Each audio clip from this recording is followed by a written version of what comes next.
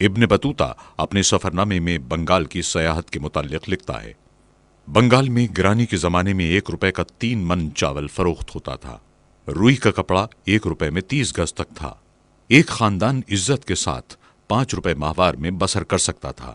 ایک سوار میں گھوڑا، سائس اور سپاہیوں کے آگرے سے دہلی تک 1 روپے میں سفر کر سکتا تھا۔ ٹامس کو رائٹ، جو شہنشاہ جہانگیر کے زمانے میں 1612 میں آیا تھا، کہتا ہے کہ ایک آنے میں ایک آدمی ایک دن نہایت آرام سے گزار سکتا تھا۔ لارڈ میکالے نے لکھا: بنگال باغ جنت یا نہایت دولت مند ملک سمجھا جاتا تھا۔ اس کی آبادی بہت زیادہ اور بے حد بڑھتی تھی۔ غلہ وافر تھا، جس سے دور دراز کے صوبہ جات بھی پرورش پاتے تھے۔ انگریز عرصہ دراز تک یہ پروپیگنڈا کرتے تھے کہ یہ خطہ زمانہ قدیم سے ایک زرعی خطہ ہے، لیکن یہ خطہ انگریزوں کی آمد سے قبل بھی صنعت و حرفت میں ممتاز مقام رکھتا تھا۔ انگریزوں کی جانب سے قائم کردہ انگریز ماہرین کے کمیشن کی ایک رپورٹ میں تحریر ہے: آج مغربی یورپ حرفت کا وطن ہے، لیکن اس زمانے میں جب وہاں غیر مہذب قبائل آباد تھے، ہندوستان اپنے حکمرانوں کی دولت اور کاریگروں کی اعلیٰ صنعت کے لیے مشہور تھا۔ تھارنٹن نے اپنے سفرنامے میں لکھا: یہاں چاروں طرف صنعت و حرفت کے کاروبار جاری تھے۔ یہاں کے باشندے دن رات اپنے کاروبار میں مشغول رہتے تھے۔ یہاں بڑے بڑے لائق کاریگر اور صناع موجود تھے، جو یہاں کی خام پیداوار سے اتنا نفیس اور عمدہ چاول تیار کرتے تھے کہ جس کی دنیا بھر میں مانگ ہوتی تھی۔ مغرب اور مشرق کے تمام ممالک ان اشیاء کو بڑے شوق سے خریدتے تھے، اور دنیا کا کوئی ملک ان کی برابری نہیں کر سکتا تھا۔ یورپ اور فرانس کی حسینائیں یہاں کا تیار کردہ لباس استعمال کرتی تھیں۔ بوچانین نے تحریر کیا: جامہ بافی کی صنعت و حرفت کا ہندوستان میں اس قدر راج اور عروج تھا کہ زراعت کی مانند اس کو بھی عام ملکی پیشہ قرار دینا بے جانا ہوگا۔ کروڑوں بندگان خدا اسی پیشے پر گزر اوقات کرتے تھے۔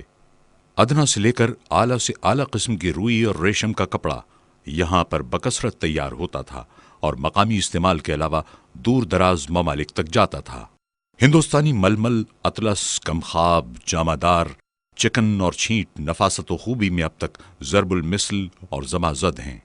پارچہ بافی اور دیگر صنعتوں کی ترقی یافتہ حالت تو بخوبی مسلم ہے، لیکن یہ سن کر شاید تعجب ہو کہ اس زمانے کے لحاظ سے ہندوستان کے لوگ بحری جہاز سازی میں بھی خوب ہوشیار اور ماہر تھے، اور جہاز سازی اور جہاز رانی ہندوستان کا قدیم پیشہ اور صنعت رہی۔ پروفیسر ولسن نے لکھا: لوہا ڈھالنے کی صنعت انگلستان میں صرف چند سالوں سے ہے، جبکہ ہندوستانی لوہا ڈھالنے اور سپاٹ فولاد بنانے کا کام نامعلوم زمانے سے جانتے ہیں۔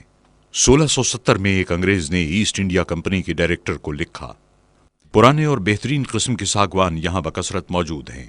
بہترین لوہا بھی وافر دستیاب ہے، اور کاریگر ہر قسم کے بولٹ، کیل اور لنگر وغیرہ بناتے ہیں۔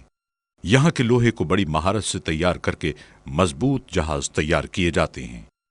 18ویں صدی کے اواخر میں لارڈ ویزلی نے کمپنی ڈائریکٹر کو لکھا: کلکتے کی بندرگاہ میں 10,000 ٹن کے قریب جہاز موجود ہیں، جو ہندوستان میں تیار ہوتے ہیں، اور ان میں انگلستان کو مال بھیجا جا سکتا ہے۔ ایک انگریز مورخ ٹیلر کا بیان ہے: ہندوستان کا مال لے کر جب ہندوستانی جہاز لندن کی بندرگاہ میں پہنچے تو ان جہازوں کو دیکھ کر سنسنی پھیل گئی، گویا کہ دریائے ٹیمز میں کسی دشمن کا جنگی بیڑا گھس آیا ہے۔ انگلستان کی جہاز سازی کی صنعت کے کرتا دھرتا لوگوں نے دہائی دی: For God's sake, don't allow India خدا کے ships to لیے sail ان in our ہندوستانی waters. جہازوں These کو are so ہمارے big پانیوں and میں strong آنے سے that روکو۔ nobody will use ان کی our پور ships شکوہ for سخت transportation and trade. مضبوطی اور کیپیسٹی کو دیکھ کر کوئی شخص بھی انگریزی جہازوں کو بار برداری کے لیے استعمال نہیں کرے گا۔ ہماری نسلیں فاقوں کا شکار ہو جائیں گی۔ انگلستانی جہازوں کی صنعت بے موت مر جائے گی۔ یہ ہندوستانی جہازوں کا مقابلہ نہیں کر سکتے۔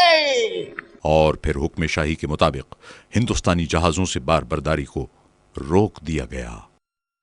ہندوستان قدیم زمانے سے روحانی پیشواؤں کا مرکز رہا ہے، اور انہی کا اثر تھا کہ انگریزوں کے عروج تک یہاں کے عام باشندوں کا اخلاق اور کردار اعلیٰ اقدار کا حامل تھا۔ مغل بادشاہ جہانگیر کے دور میں انگریز سفیر تھامس کرو یہاں آئے۔ وہ ہندوستان کی تہذیب و تمدن کو دیکھ کر دنگ رہ گئے۔ انہوں نے کہا: یہاں ہر شخص میں مہمان نوازی اور خیرات کرنے کا جذبہ کوٹ کوٹ کر بھرا ہوا ہے، اور سب سے زیادہ یہ کہ صنف نازک پر زیادہ سے زیادہ اعتماد کیا جاتا ہے۔ اس کی عزت، عصمت اور عفت کا لحاظ رکھا جاتا ہے۔ یہ ایسے اوصاف ہیں جن کے ہوتے ہوئے ہم اس قوم کو غیر مہذب اور غیر متمدن نہیں کہہ سکتے، اور ایسی صفات کی موجودگی میں ہندوستان کو یورپی اقوام سے کسی طرح کم تر قرار نہیں دیا جا سکتا۔ اگر ہندوستان اور انگلستان کے درمیان تہذیب و تمدن کی تجارت کی جائے تو مجھے کامل یقین ہے کہ ہندوستان سے تمدن کی جو کچھ درآمد انگلستان میں ہوگی اس سے انگریزوں کو بہت فائدہ پہنچے گا۔ کرنل سلیمان نے تحریر کیا، میرے تجربے میں سینکڑوں مثالیں ایسی آ چکی ہیں کہ ایک آدمی کی دولت، آزادی اور زندگی جھوٹ بولنے سے بچ سکتی تھی، مگر وہ جھوٹ ہی نہ بولا۔ سر اسکن پیری نے ایک کمیٹی کے سامنے بیان دیتے ہوئے کہا، تجارتی کھاتوں کی حرمت تھی کہ متنازع لین دین کے بارے میں ان کا پیش ہو جانا عدالت کے نزدیک ایک ناقابل تردید ثبوت سمجھا جاتا تھا۔ زندگی شمع کی صورت ہو خدایا میری، زندگی شمع کی صورت ہو خدایا میری، درود دنیا۔ عام طور پر یہی سمجھا جاتا ہے کہ اس خطے میں تعلیم کا فروغ انگریزوں ہی نے شروع کیا، لیکن یہ درست نہیں۔ کئی کتابوں میں درج ہے کہ ہندوستان میں انگریزوں کی آمد سے پہلے تعلیم یافتہ افراد کی تعداد بعد کے زمانے سے کہیں زیادہ تھی۔ ہندوستان میں ابتدائی تعلیم ہی نہیں بلکہ اعلیٰ تعلیم بھی مفت تھی۔ بادشاہوں، نوجوانوں، امراء اور اہل ثروت کی طرف سے جائیدادیں تعلیمی مصارف کے لیے وقف کر دی گئی تھیں۔ صوبہ بنگال میں صوبے کا چوتھائی حصہ اسی کے لیے وقف تھا۔ علامہ مقریزی نے کتاب الخطط میں لکھا ہے، 14ویں صدی عیسوی میں محمد تغلق کے دور میں صرف دہلی شہر میں 1000 مدرسے تھے۔ کیپٹن الیگزینڈر ہیملٹن مغل بادشاہ اورنگزیب عالمگیر کے دور میں 1699 میں اس خطے میں آئے تھے۔ انہوں نے اپنے سفر نامے میں لکھا، صرف ٹھٹا شہر میں مختلف علوم و فنون کے 400 کالج تھے۔ کیئر ہارڈی نے میکس مولر کے حوالے سے تحریر کیا ہے، انگریزوں کی عملداری سے قبل بنگال میں 80,000 مدرسے موجود تھے، تقریباً ہر 400 افراد کے لیے ایک مدرسہ تھا۔ جیمز گرانٹ نے لکھا، دہلی کی مرکزی حکومت ٹوٹ جانے کے بعد بھی دہلی کے قریب واقع اضلاع روہیل کھنڈ میں 5000 علماء مختلف مدارس میں درس دیتے تھے اور حافظ رحمت خاں کی ریاست سے تنخواہ پاتے تھے۔ جنوبی ایشیا میں تقریباً تمام حکمرانوں کے دور میں یہاں کی مقامی آبادی مذہبی منافرت سے دور رہی۔ مسلمان حکمرانوں کے 1000 سال کے دور میں بھی مسلمان، ہندو اور دیگر مذاہب کے افراد مل جل کر رہتے تھے۔ مغلیہ سلطنت کے بانی ظہیر الدین بابر نے اپنے بیٹے نصیر الدین ہمایوں کو خفیہ وصیت میں لکھا، اے بیٹے، سلطنت ہندوستان میں مختلف مذاہب کے لوگ رہتے ہیں، الحمدللہ اللہ تعالی نے اس کی بادشاہت تمہیں عطا فرمائی۔ تمہیں لازم ہے کہ مذہب کے تمام تعصبات کو لوح دل سے دھو ڈالو اور عدل و انصاف فراہم کرنے میں ہر مذہب و ملت کے طریقے کا لحاظ رکھو۔ اس کے بغیر تم ہندوستان کے لوگوں پر قبضہ نہیں کر سکتے۔ کیپٹن الیگزینڈر ہیملٹن نے ٹھٹا کے بارے میں لکھا، ریاست کا مسلم مذہب اسلام ہے، لیکن تعداد میں اگر 10 ہندو ہیں تو ایک مسلمان ہے۔ ہندوؤں کے ساتھ مذہبی رواداری پورے طور سے برتی جاتی ہے۔ ہیملٹن نے سورت کے متعلق لکھا، اس شہر میں تقریباً 100 مختلف مذاہب کے لوگ رہتے ہیں، لیکن ان میں کبھی کوئی سخت جھگڑے ان کے اعتقادات اور طریقہ عبادت کے متعلق نہیں ہوتے۔ ہر ایک کو پورا اختیار ہے کہ جس طرح چاہے اپنے طریقے سے اپنے معبود کی پرستش کرے۔ صرف اختلاف مذہب کی بنیاد پر کسی کو تکلیف دینا اور آزار پہنچانا ان لوگوں میں بالکل مفقود ہے۔ ہندوستان کے وائسرائے لارڈ ولیم بینٹنگ نے 1882 میں ایسٹ انڈیا کمپنی کے سامنے بیان دیتے ہوئے کہا، بہت سی باتوں میں اسلامی حکومتیں انگریزی راج سے کہیں بہتر تھیں۔ وہ ہندوستانی باشندوں میں گھل مل گئے، ان میں شادی بیاہ کرنے لگے۔ مسلمانوں نے ہندوستانی قوموں کو ہر قسم کے حقوق دیے۔ فاتح اور مفتوح کے مذاق، دلچسپی اور ہمدردی میں یکسانیت تھی، کوئی فرق نہ تھا، جبکہ انگریز کی پالیسی اس کے برعکس ہے، اب سرد مہری، خود غرضی اور بے پرواہی ہے، جس میں ایک طرف حکومت کا آہنی پنجہ حکمران ہے اور دوسری طرف ہر چیز پر ان کا قبضہ ہے اور مقامی ہندوستانی کا کوئی دخل نہیں ہے۔ پہلے حصے میں ہمیں ان حقائق کا علم ہوا۔ انگریزوں کی آمد سے پہلے یہ خطہ خوشحال تھا، یہاں دولت کی فراوانی تھی، صرف حکمران ہی نہیں، عوام بھی خاصے دولت مند تھے۔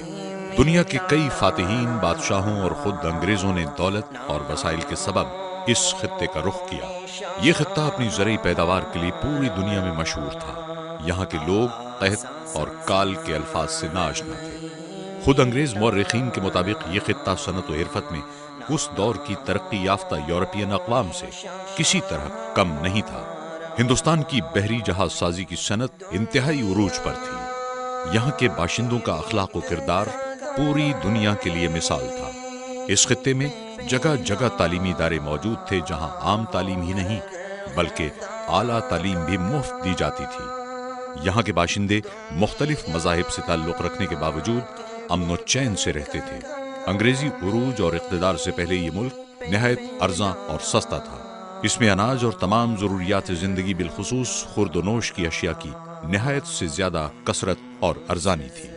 یہاں کے باشندے نہایت چین اور آرام کی زندگی بسر کرتے تھے، مگر بقول شاعر چلی سمت غیب سے ایک ہوا کہ چمن سرور کا جل گیا، چلی سمت غیب سے ایک ہوا کہ چمن سرور کا جل گیا، مگر ایک شاخ نہال غم جسے دل کہیں وہ ہری رہی۔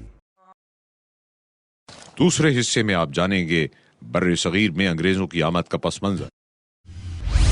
اولو العزمی اور جہاز رانی میں پرتگال والے یورپ بھر میں سب سے بڑھے ہوئے تھے۔ مشہور جہاز راں واسکو ڈے گاما 1498 عیسوی میں ساحلی بندرگاہ کالی کٹ پہنچا۔ وہاں کے راجہ زمورن نے شاہ پرتگال کو کہلا بھیجا، میرے ملک میں دار چینی، لونگ، کالی مرچ اور ادرک کثرت سے ہوتے ہیں۔ میں تمہارے ملک سے سونا، چاندی اور قرمزی مخمل چاہتا ہوں۔ 1500 عیسوی سے 1600 تک بر صغیر کی تجارت پرتگیزوں کے ہاتھ میں رہی۔ یورپ کی باقی قوموں نے پرتگیزوں کی موج اور مزہ دیکھا تو ان کی رال بھی ٹپکی۔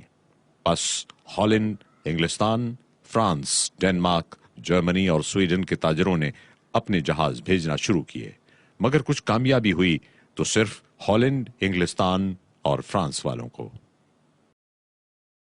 21 ستمبر 1600 عیسوی میں شاہی منشور کے ذریعے ایسٹ انڈیا کمپنی کو بلا شرکت غیر مشرقی تجارت کا باضابطہ اجارہ مل گیا۔